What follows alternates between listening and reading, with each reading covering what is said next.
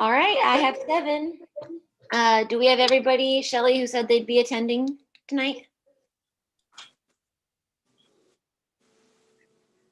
I believe so. I didn't hear from a lot of people. But the only person that I heard that was not going to join us was Brian. So, and I see Shannon's jumping on now, so. Great. All righty. Well, then I will call this meeting to order. Has everyone had a chance to read the minutes from the November meeting? Yep. All right. Can I get a motion to approve the minutes? I move that we approve the November minutes. Second. Thank you. All right. Moving on to reports. Parks report. Hello, everyone. So, continuing to do a lot of building maintenance items. We continue to work with Shive Hattery and contractors regarding the Ranshaw House project and the Aquatic Center HVAC project. We do have some upcoming projects this winter which include the Ranshaw House. Our staff going to work on some of the old wood trim in there, woodworking, to make some enhancements, and also a project at City Hall, installing some security doors at the front end of there.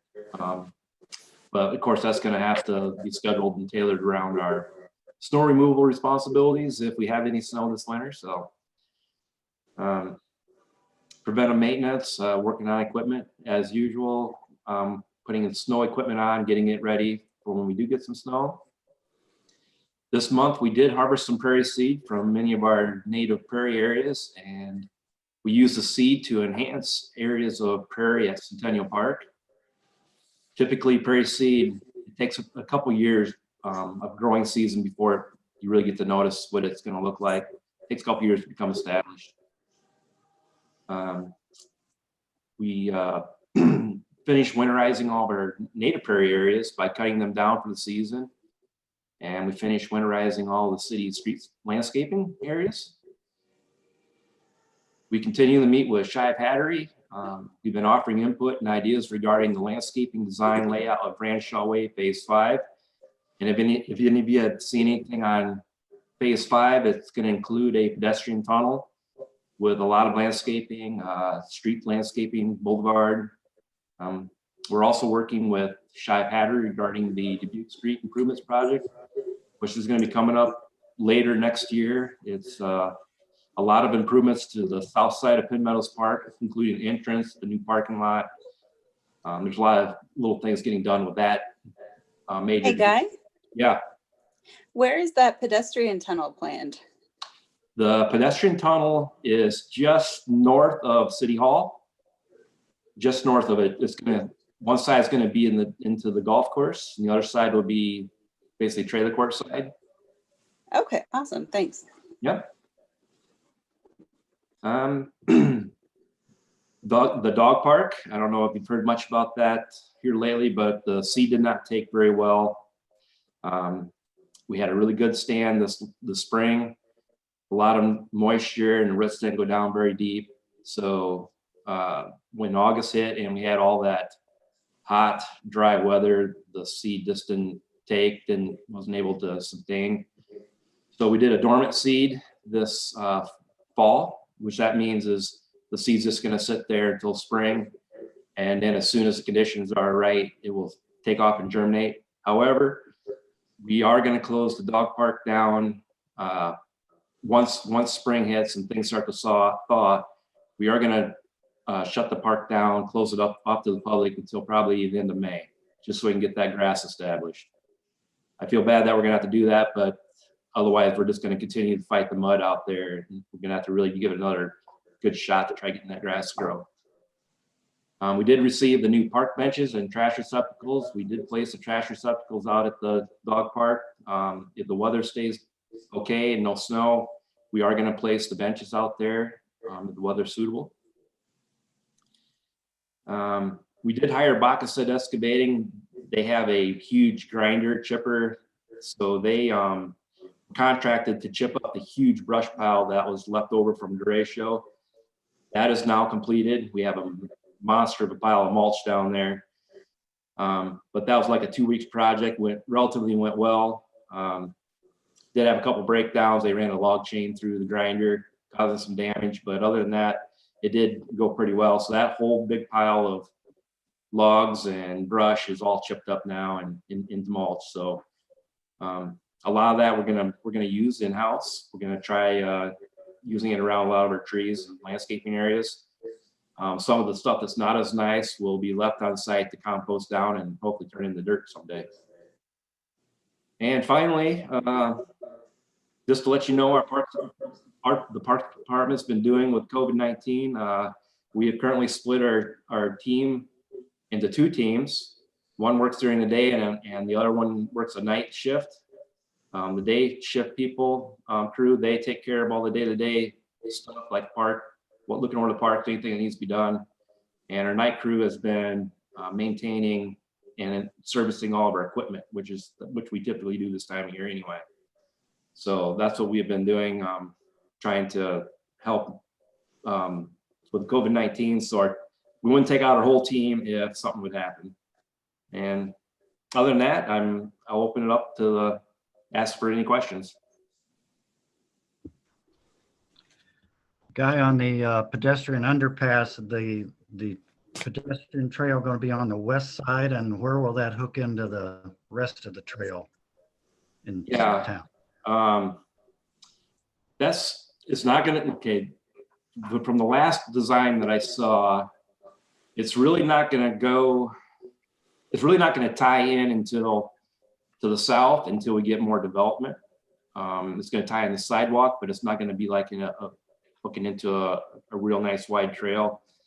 So the main trail is going to be over on the west side connecting in, but as far as really making a good connection, it made more sense to do it with this phase of the project because of the location, because that's where we're doing the Branshaw Way construction.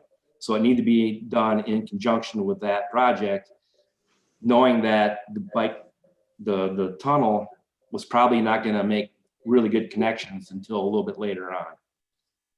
That's what I've been told. Just saying, at some point, the plan is to go down and connect into what goes south of Forever Green Road on the west side.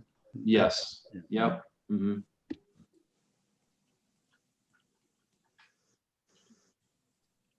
Any other questions?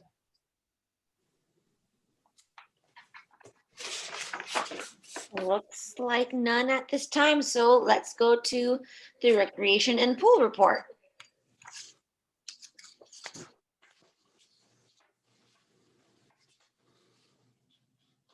You're muted, Shelley. There, we'll start over. Like Guy mentioned, just when we thought we could be moving and taking steps forward, we did have to dial back a little bit. Unlike Guy, our crew stays on their various work shifts. We just separate within the facility, and then any overlapping shifts that share office space, we have them try and tackle things outside the office and not get too close to each other, just to limit that potential exposure.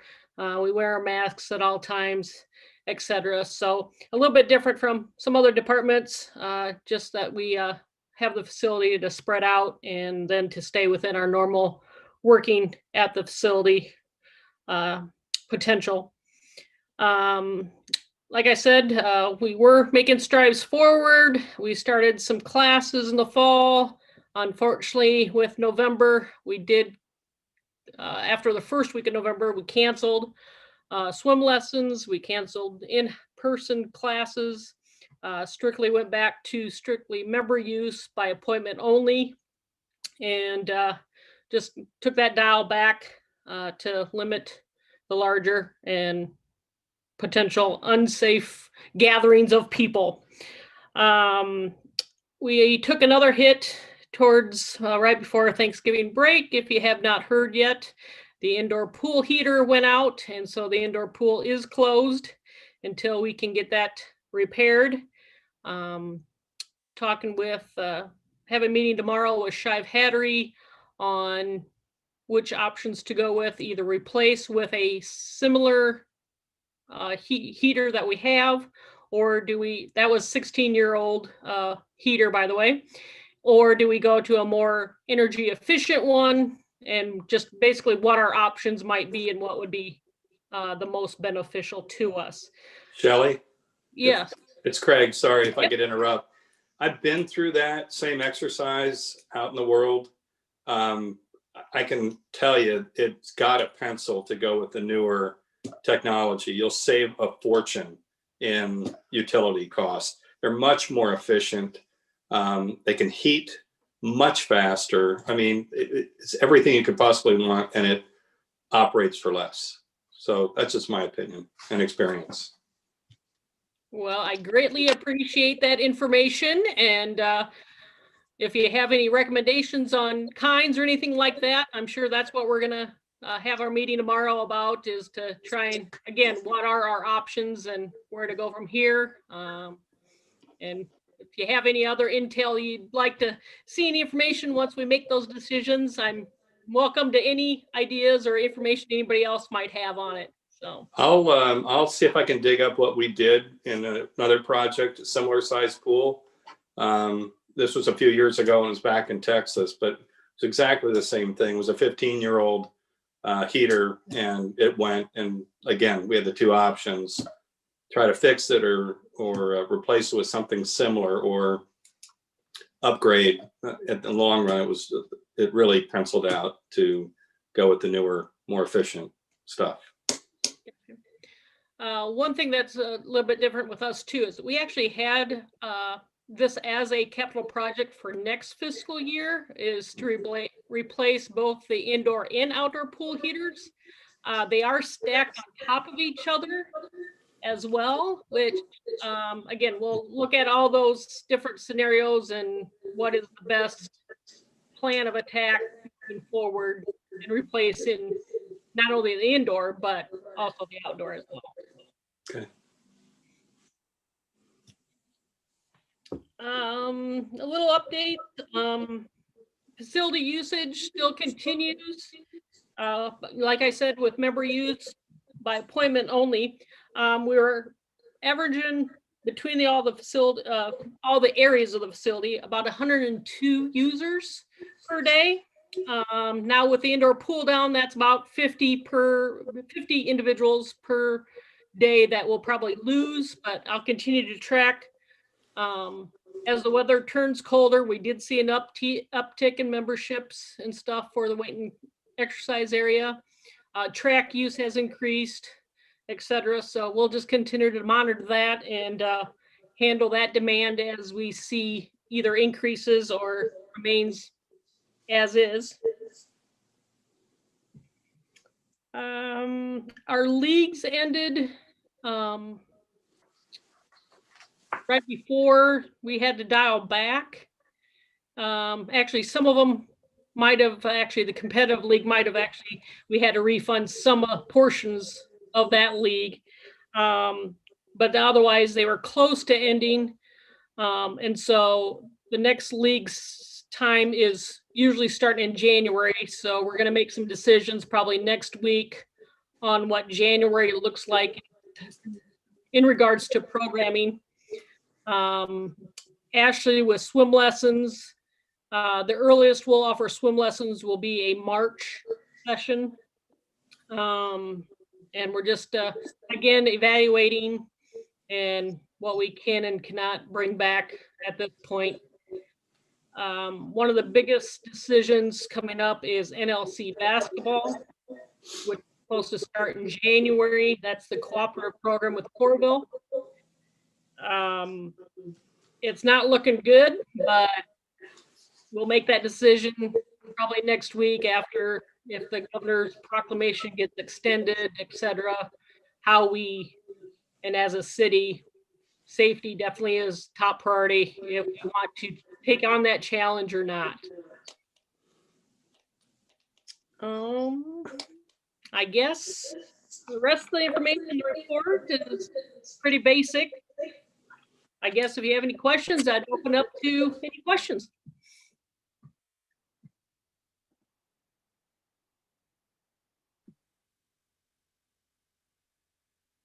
Seeing no questions. All right, seeing the shaking of heads. This has to be the fastest meeting on record so far.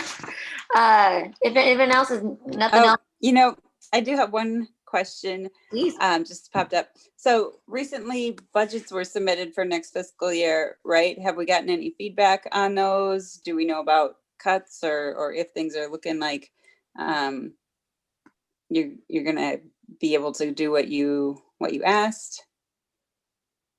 We have not heard anything of that. We had to turn them in to City Hall, and then the next thing would be setting up meetings with administration, but I have not heard any dates yet. Have you, Guy? No, I have not either. It's just that we completed our budgets, we submitted them, and waiting on an appointment with staff at City Hall to go over the budget and request. Okay, so maybe next month we'll have more of an update on what the budget's looking like for next fiscal year. If we have a meeting, typically February, March is when we really start to know if things are gonna go or not. Okay. Okay.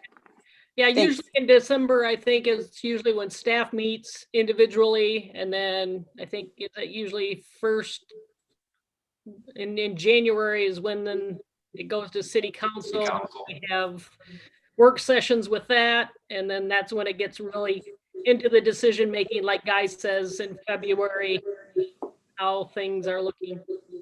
Do they have a timetable for citizen input on the budgets of, I mean, I've been looking at a few things on there. There's a couple of things I just have questions on out of curiosity. How would I get those answered without derailing anything?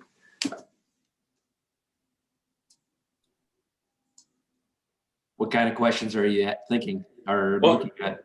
What kind of jumped off the page to me was the workers' compensation. It looks like a placeholder figure. I'm not sure on that. Yeah, and sometimes, you know, companies just continue to put that in as a placeholder, or it's put in there because we know we're going to be paying a claim, you know, over a course of 2 or more years, and it's going to carry over. But that money generally, if it's not allocated to a claim, just sits there, and it's money that may be better used somewhere else where you might be needing it. And if you deal with it, if you have to make a claim, well, that's understandable, and then it's all critiquable too. But I think I've learned it kind of distorts the budget integrity if you just got money that really is a reserve, unless there's something in the city charter that says that it needs to be that way. I'd suggest you might want to move that somewhere else. Fun, not accident related. I would suggest if the person who would really answer your question is better would be Tracy McKay at City Hall. She's the one that has a lot of hand in the budget and those things that are probably above our scope of what we do. She'd be the one to talk with. I'm sure she'd be more than happy. Thanks. I'll reach out. Yeah, it was just really a question of understanding, not a yeah. I had a question. If we find that we are looking at a shortfall next year, which I think a lot of businesses and cities and everyone is concerned about, are there any supports in place for a municipality? Like I think of the PPP loans that have gone out to like my business and other businesses. Is there anything available to cities to help supplement lost revenue due to COVID? Again, that would be Tracy. Yeah, Tracy's a good one to, he keeps on that. I know as far as early on in the pandemic, when we actually needed expenses for supplies and stuff, we took advantage, and I think we're able to get some reimbursement from that we had to track, but then that was only a certain time period, I think, to my understanding. So again, Tracy definitely would be one to really specific on some of those questions. Okay, thank you. I was just curious. Thank you. Any other comments, questions, thoughts? How do you spell Tracy's last name? Mulchey. Okay. I Just have needed that for the minutes. I did not know. Yes. I guess the only other thing I thought of is why we have such a short meeting tonight is probably because the Hawkeyes are on. We almost hit the record of 19 minutes, which is the shortest meeting I've attended. So now we're at 20 minutes. So Barely. Oh well. All right. If there's no further comment, then our next meeting will be Thursday, January 7th, 7 p.m. in what will hopefully be a much better year. Have a good rest of your evening, everyone. Thank Adjourned. you. Thank Thank you.